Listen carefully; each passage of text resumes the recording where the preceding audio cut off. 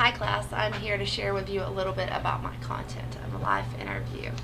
I am going to start by showing you a couple pictures that the interviewee let me take a snapshot of. So this one is her and a sibling and her parents. She's the toddler, the toddler in the picture, sorry.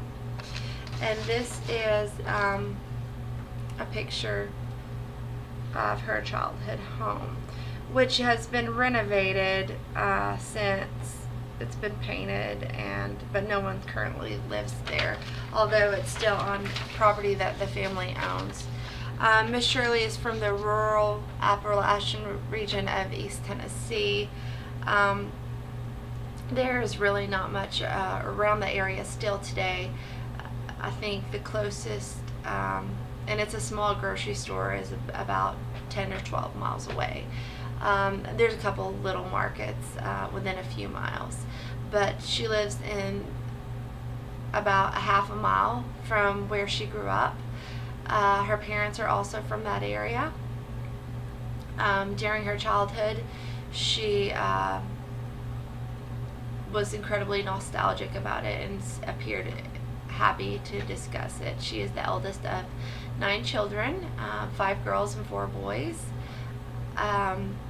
Most of her siblings are still living, I think all of them except one. She claims that being the eldest, she had a significant amount of responsibilities in the house, but she also claims to have had a lot of freedom during her childhood. She and her siblings spent most of the time just playing outside, she says. However, when she was about 9, she was expected to do chores such as cooking and cleaning and laundry. She claims that there were a slight division in roles and responsibilities among gender, but not a significant amount. She also says that her parents were incredibly strict on her, although her daddy never really enforced discipline. She claims that her mother was the enforcer and often gave her and her siblings whippings, especially for venturing off from home or arguing. Although she lived in an incredibly rural place, she had a lot of, I guess the individuals who lived within a few miles of her were like family as well. She did attend school in a 2-room schoolhouse a few miles from her home.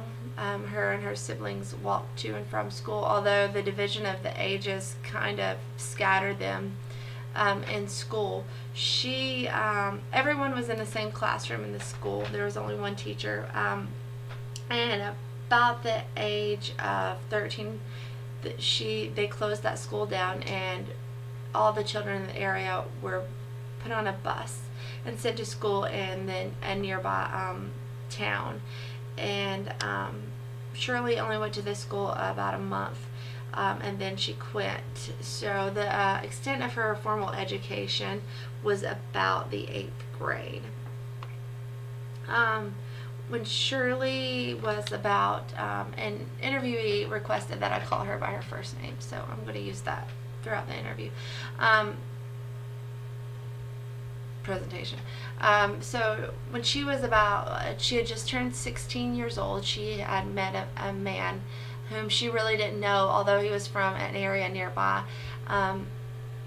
He had visited her house one day, and she had been courting him for a few months, and she decided that she was going to marry him, or they decided together that they were going to get married. Her parents opposed this idea vehemently and threatened her life, that if she married him, it wasn't going to happen, essentially. So she ran off with her aunt, and through communication with others, she refused to come back until her daddy would sign for her to marry this man.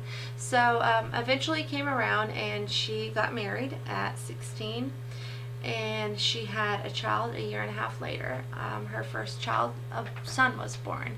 She had 2 other children after that, and they were both boys as well. And I think the difference in the ages of the youngest and the oldest is about 12 years. So she claims that when she had her first child, her roles and responsibilities changed significantly. Although she and her husband never really did a lot of activities during their short courtship, she claims him to be more of a homebody, her husband. From the moment she had her first son, her primary responsibility was that as a mother. So her sons are all still living and live fairly close by. I think the youngest one lives the farthest, and that's about 30 minutes away. All of them have daughters. The oldest son has a 32-year-old daughter, and she has a son, so Miss Shirley has a great-grandson as well. Her youngest son has a 12-year-old daughter, and then her middle son has 2 daughters at the ages of 9 and 18. So Miss Shirley has a close relationship with all of her grandchildren. She claims that they don't visit her that often, although she's seen them all within the past couple of weeks. Her youngest and oldest son both have steady jobs and appear to be fairly successful as far as their occupations. They've both been in incredibly long marriages. Her middle son, who lives on her property in a separate home, it does not have a job. He suffers from a disability and, as Miss Shirley claims, other issues.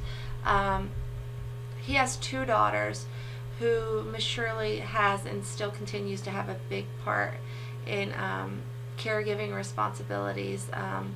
The girls live with her off and on, and she cares for them. She picks them up from school and plays the mother figure pretty much.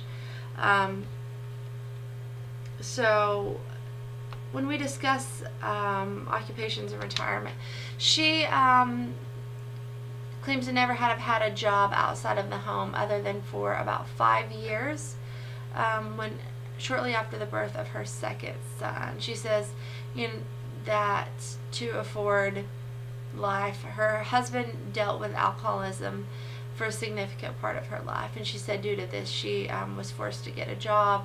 Her mother helped out with the kids, and she worked in a sewing factory, of which no skill. She already knew how to sew, so no training was necessary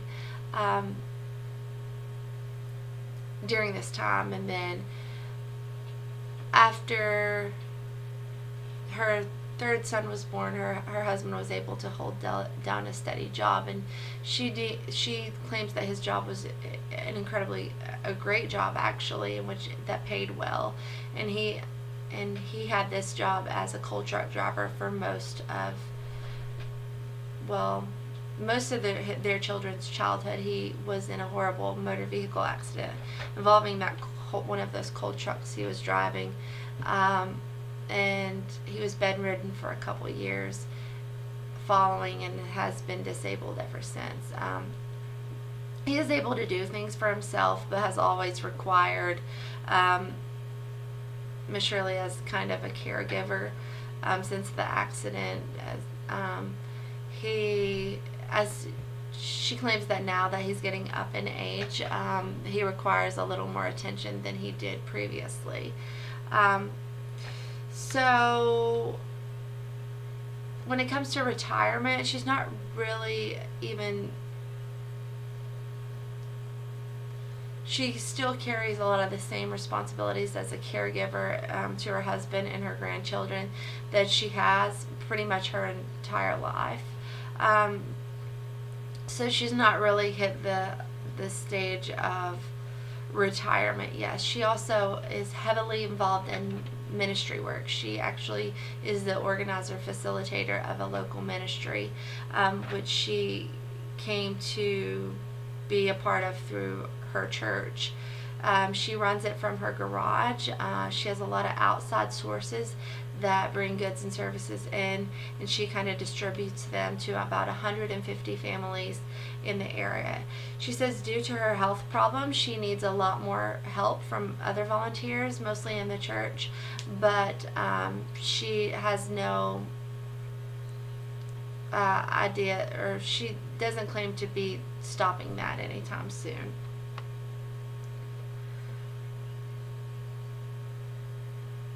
So when asked about environmental influences or social influences, Miss Shirley seems to think that her life was fairly stable throughout. She says not a lot of changes in economic stability or anything like that. When she does refer to the few years that she had to work to provide for her children, she feels that that's more of an internal struggle, and that there was always someone to help out. So it wasn't a big deal that she attributes to societal influences. She appears to have her attitudes about gender roles are incredibly strong. She believes that women are supposed to be in the house and their primary responsibility is their children, and that jobs are not necessary, although there are some circumstances such as single motherhood that call for it. Caregiving should stem from that, and if families are in need of services, then other family members, as far as childcare, should be available to help.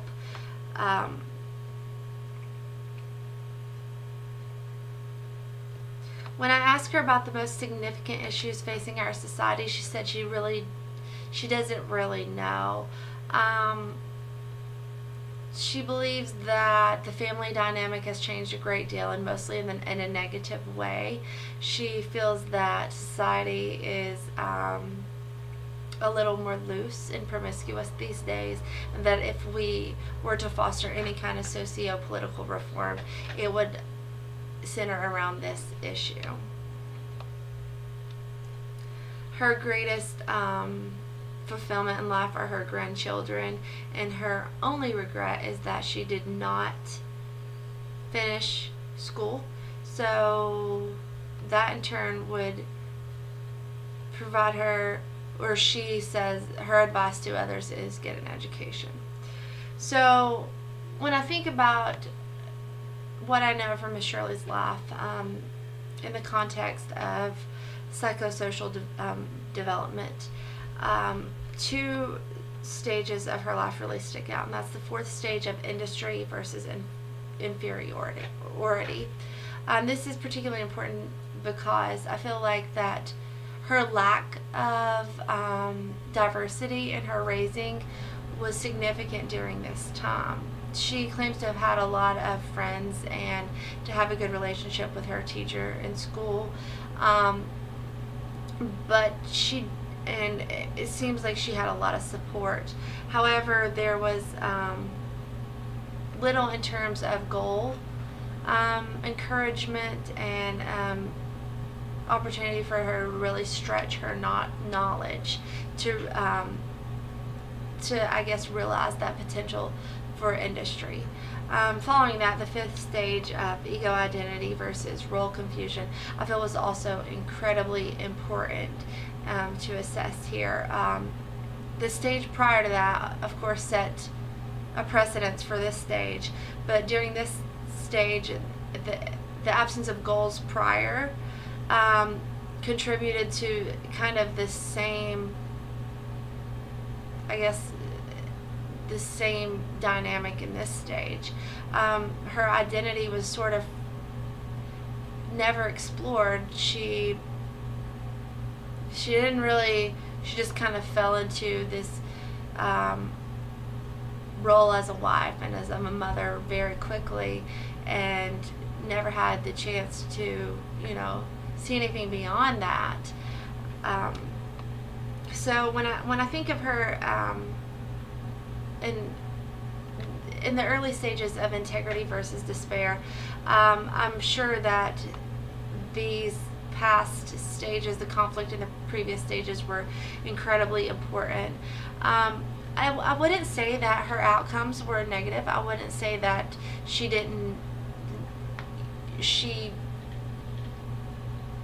is in a stage of despair. She seems incredibly proud of her life and who she is. However, I would say that the thing that stuck out to me the most is that her environment didn't afford her the opportunity that one may expect to have during these stages. So now, although she seems incredibly content and has integrity in who she is, a lot of autonomy and self-management, she never really had the opportunity to see anything beyond that. So that's where I will leave you, because this is getting lengthy. Thank you.